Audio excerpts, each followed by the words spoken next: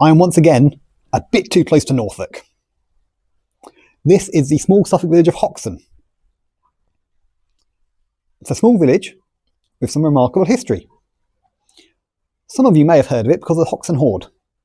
That was a hoard of over 14,000 Roman coins and artefacts that were found here in 1992 by a farmer. They are now on display in the British Museum.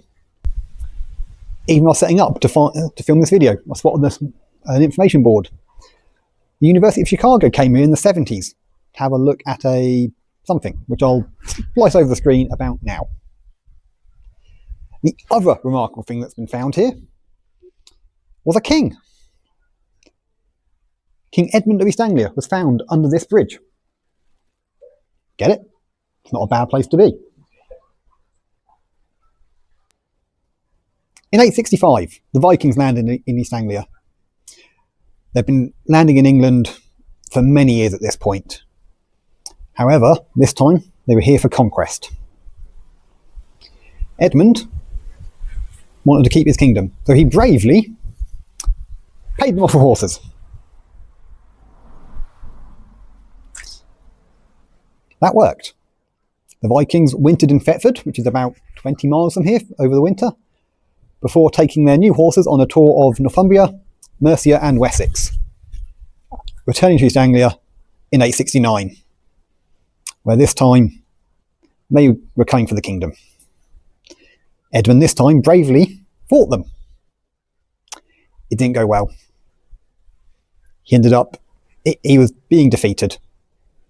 So he bravely ran away and hid under this bridge, trying to evade his Viking pursuers. Unfortunately, one evening, a newlywed couple were walking over this bridge and they saw the light reflecting off his golden spurs in the water. That couple turned him into the Vikings, who then came and removed him from his hiding spot.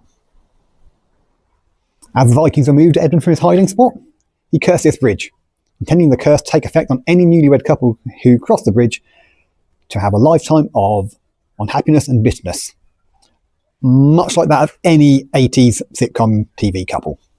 The Vikings offered Edmund the chance to renounce his Christian faith, which he declined. So he was tortured and ultimately killed just a short distance up from here at an oak tree, which is where this memorial. The oak tree stood until 1843, when it fell by its own weight. Edmund was buried in the village. Eventually his remains were moved to the abbey, in what is nowadays known as Bury St Edmunds. It was then known as B.O. Dreisersworth. Edmund became the patron saint of kings, pandemics, and the Diocese of East Anglia. He was in the running to become the patron saint of England, but Edward III chose St George. There's now a campaign to reinstate him as the patron saint of England, replacing St George. And there we go. That is the slightly convoluted story of the cursed bridge. Thank you very much for watching. Don't forget to like, comment and subscribe.